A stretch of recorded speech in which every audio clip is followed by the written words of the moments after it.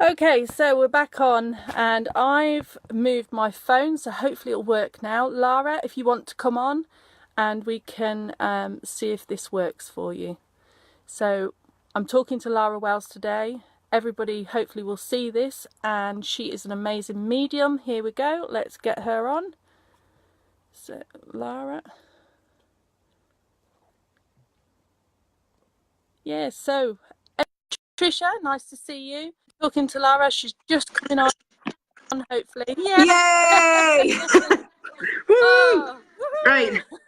we're on. So, That's if you've never met me before, I'm Joanne Hull, Animal Communicator, known as the Pet Psychic, and my website is www.joannehull.com, where I do readings, distance learning courses, etc. So, if you don't know who I am, I'm sure you do.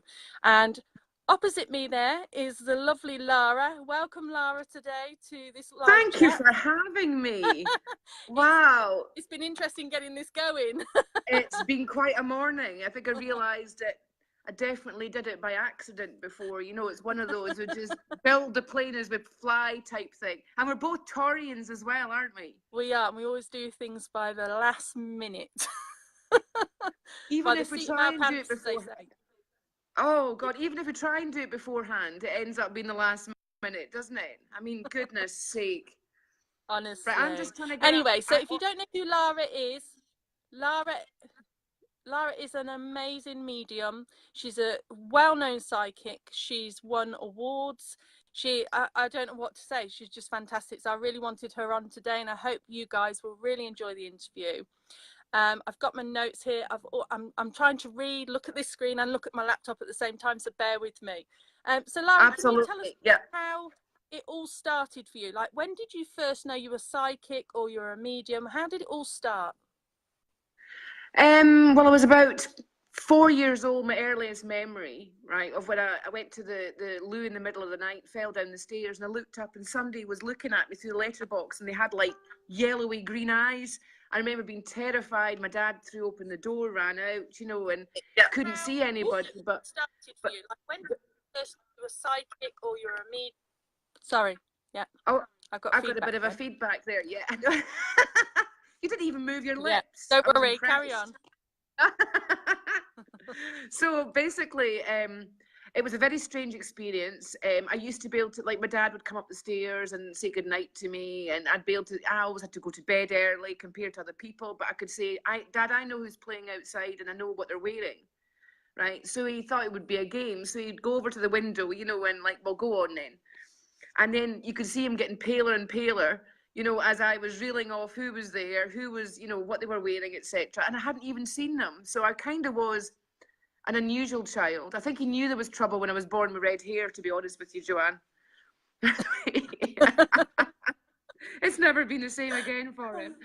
In my teens, you know, my mum began to kind of, you know, look at me. I would react a certain way if the phone rang. You know, she would know who was on the phone, but my reaction apparently. I knew when we were driving away that we'd never see people again, and they died not long after. You know, that kind of thing. So I was your average, everyday, strange child, probably. And then in my teens, when everybody was like, you know, doing the pop star thing and, you know, trying to get into, you know, nightclubs and stuff, you know, early and rebelling and that, me, I was scaling out the window in the middle of the night and going off to crypts and, you know, air raid shelters holding seances, you know, that kind of thing. Okay, So that's kind of, I knew I was different. so how did you get in? Because I met you when we were doing platform in Glasgow. You invited me on to do the spiritual Psychic church Fairy. platform, It didn't was the you? website Psychic Fairy. Yeah, That's remember, right. remember. Yeah, Yeah, I was talking about it it's this morning because we were a long talking time about ago. high profile. Yeah, I was telling Ben about it, and I was saying that we kind of, do you know? I think we must have just, you messaged me. I think you emailed me or something on the Psychic Fairy thing, and I think we got you on there. We met and did the platform. Remember, that was an experience as well, wasn't it? And because that I'm sure that place Certainly that we was, and it's worked not at was something I right next liked to the doing. morgue. Well, that place we did it at was right next to the morgue. You remember that, yeah? Yes. So it was a psychic fairy website kind of that kind of, you know, I remember meeting, you know, not long after we were both working on there, and we hit it off straight away. And, you know, further down the line, do you remember when I came to, you know, your photo shoot for one of the animal communication book covers? Yes, yes, at the college. You know, because Yes. we've actually, when you think about it, we've got a very, very varied and checkered past, you know, between the two of us.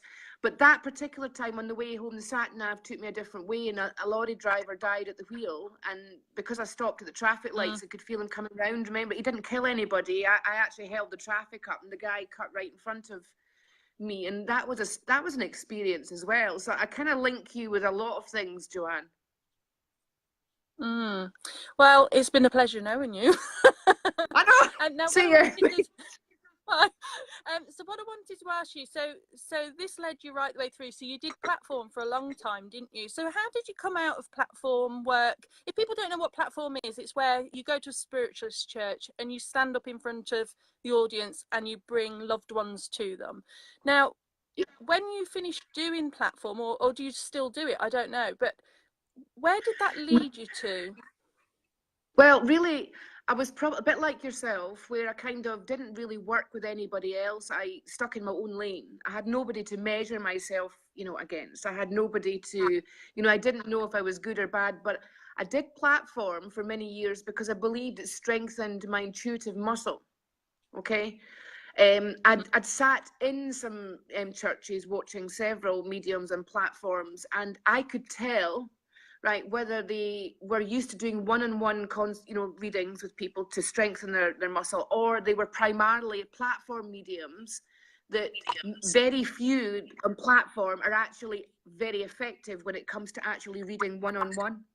Right, because that takes a specific type of energy, right? You have to be right, you have to be spot on. When you're on platform, it's very, for me, a very broad energy, a general energy. So if you go, there's a Margaret here, about 8 people put their hands up in an audience, right? It becomes a process of elimination, and it wasn't really a good enough testing ground for me, other than, you know, I came the other way around. So I was one-on-one, I had to be right. The energy is very direct, very specific. So I was very effective when I went on platform because I could go straight to the person. Does that make sense? Did you get all that? Yeah, absolutely. Yeah, absolutely. So now when I first met you, and I hope you don't mind me saying this, you were 13 stone heavier. Is that right? Yeah. Yeah. I mean, I'm gobsmacked. I don't know. Now, I sort of know that this has got something to do with the work you do. How on earth, and I'm sure all the ladies out there, maybe the men as well, want to know, how did you lose all the weight? Because you look amazing. You looked amazing then, I've got to say, and you look amazing now. But how did you do it? Thank you. Well, I think working many, many years, I was the keeper of many secrets, right? I had no, you know, everything's got to flow, you know, as it comes in, it's got to go back out. But reading collectively for, you know, clients and audiences, and, you know, I was retaining, you know, in a way that, as it turned out, I was retaining that energy, and it was like a dead energy within my body, right? So I knew that I had to dump the baggage in some way, right? I just had to find how to do it. You know, I wrote my book Spiritual Slimming, you know, a few years ago, and actually, you know, when I read it myself later on, it turned out that I did everything, right, to lose the weight that I actually wrote about up front to begin with. But as you know, working as an intuitive and a psychic, we kind of float between two different minds a lot of the time, right? And if we reside a lot in one side of our mind, then we lose all, I suppose, gauge of how we are physically, all right, which was where I was at. So I took myself to America. I did the Gerson method, you know, which is the most extreme detox, as you know, in the world. And by accident, it turned out I was good at it. Yeah. Oh God, yeah. It kind of sent me in a catapulting sort of state, hypersensitivity, where I had no option, but I had to put myself in a place where I didn't have all that incoming, you know. And I kind of bounced around, ended up down in Cardiff, you know, met the guy that I'm with just now, but I had to really sit on myself, right? not interact with people, not engage with people, allow my energy to drop all that she was holding on to, right? And there was a lot, there was 13 stone worth. But if you look through time, a lot of the well-known mediums are actually really big, right? They wore caftans, right? Even the Scottish Helen Duncan, she was a big woman. She was a physical medium. So I have a theory that the higher you go intuitively, the more your body has to bulk up to balance. Yep. So it's one of the, I suppose, the Absolutely, byproducts. and I actually agree with you. Yeah, it's one of the byproducts of being able to go. I pride myself on nobody's going to be able to get higher than me, as in I can achieve and reach for higher, push myself. It's quite a testing ground. It's like going to the gym and keeping reaching for that bit more. However, the other side of me, the woman's side of me, was, shit, you know, you're going too high. I need to bulk up here. We need to be in earth. I don't know You know, if anybody's experiencing any difficulty listening to Lara. Lara, just for a second, I think you might be breaking up. So I'm not sure which end it is. Can everybody say yes, you can hear loud and clear? And then I know it's my end, or it might be Lara's end. Just say yes if you can hear Lara loud and clear. Do you want me to, perhaps I should move just in case it's a reception thing? It says the reception here is fine, but I think we're okay. Yeah, it does sound like it. Yeah, everybody, well, Karen said yes, Pammy said yes, she can hear you. I just don't want people to miss out what you're saying, because it's fantastic what you're saying. Yep, loud and clear. Okay, just must be my end then. So carry on. So yeah, so you lost all that weight, which is amazing, 13 stone. And I do actually agree with you that most psychics, most people, light workers that work in this industry, do get bigger. I struggle with my weight all the time. But how did it make you feel losing that weight? What difference has it made to your life? It's made a massive difference. I had an adjustment period, let me tell you, right? I actually went into a grief kind of mode because I'd managed to drop about 8 stone of it in about 5.5 months. All right. So I think my body went into shock. I was worried about having loose skin because I'd lost so much weight in a short space of time. Because trust me, once I engaged and aligned myself, it's mind, spirit, body for a reason. If you go too far out the way with one of those, then it sends everything else out of balance as well. And so I even went to the doctors and asked for tummy tuck, right? You know, because I was worried about flabby arms and, you know, flabby stomach. And, you know, actually they humoured me on, you know, I'd say, you know, it's distressing me, this. But I was also very lucky in that my partner, Ben, he is a trained massage therapist and sports therapist, okay? So I have to say as well that, that some of the rapid weight loss was actually because he diligently massaged me about every other day, honestly. And we also worked on releasing energy that was stored round about muscles. Now, this is really important if you're on a weight loss journey yourself, is that whenever we've got trauma in our body, the weight tends to gather around and bulk up. It's a self-preservation thing, you know, within ourselves. So the trick is to find a pressure point in your muscles where the pain has gone in, you know, it's like a crossroads, and you exert enough pressure to go beyond the point of pain, so it springs the muscle back out, and then it dissipates the weight at the same time. It literally turbos it away and dissolves it into the system. Yeah. Are you with me? Okay.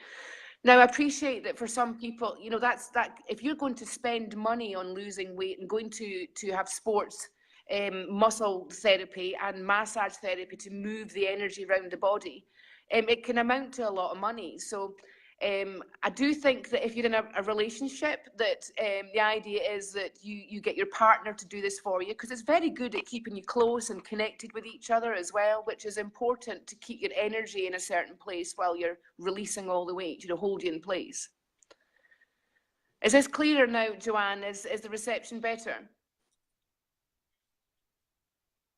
Yeah, I'm still getting a lot of feedback and a lot of breaking up, but I can hear what you're saying just about. So I'm sure everybody else can hear you. So that's it's not about me. So carry on. Well, I'm going to go into my office, right? And it's messy. I don't have the beautiful background that you have, but hang on. But we had great reception here before, so here I am back in the back from where I came. Jeez. I think it might be my end, Lara, so don't worry. Everybody seems to be able to hear you clearly. I think it's me. The weather is really bad, so maybe it's affecting the sound, but it's fine. As long as everybody else can hear you, it's fine. So helping others. So what sort of work are you doing now? What do you do to help other people now? Well, thanks probably to the journey that I've had, I've managed to kind of, you know, fine tune my skills again on a virtual, you know, platform where, to me, I realized that physically actually being with everybody, you know, like reading for them, also there was an energy transfer to myself.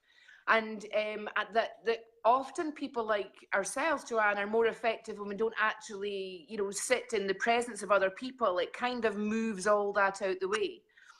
So I took it into spiritual coaching, right? Spiritual coaching, and also teaching people programs on like certain things of how to have a baby, you know, and how to conceive, you know, for women that are struggling to conceive. Energetically, for argument's sake, having a real good fundamental, you know, grasp of how the energy works in a woman's body, because it's about locating that feminine energy. It's about harnessing it. It's a very powerful thing. It's about allowing your system to create that vortex, right? You've heard the saying, stay in your lane, all right? There's a reason for that, is rather than people like you or I going out our way and traveling, because I was traveling hundreds and hundreds of miles a week, you know, in order to read for people. It's about staying in a certain zone and you know, being able to help and serve and transform them, right, by ways of spiritual coaching. You know, the inner spirit being so important and the driving force behind everything else. Okay, and can you explain a little bit about the book you wrote, Confessions of a Desperate Psychic, and when it's coming out? You remember that title, don't you, Joanne? Oh, I do. Oh, you do, yes.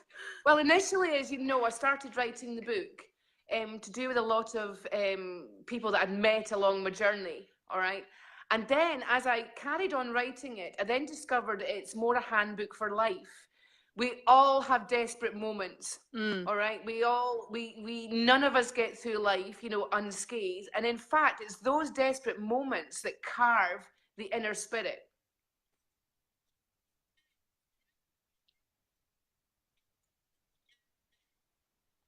Did you hear that?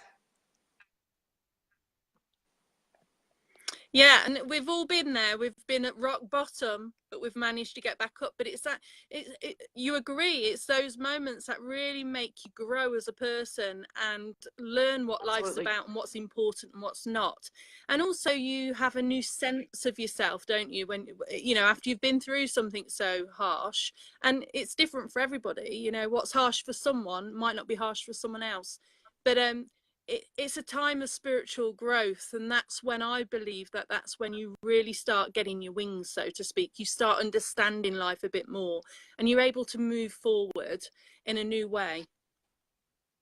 Well, wings are actually energetic. It's like an energetic force field on your back. All right. When they go a certain way, if you're able to have certain apparatus to look at the energetic fields, they form wings round about you. So it's true in what you say, you get your wings. You do get your wings.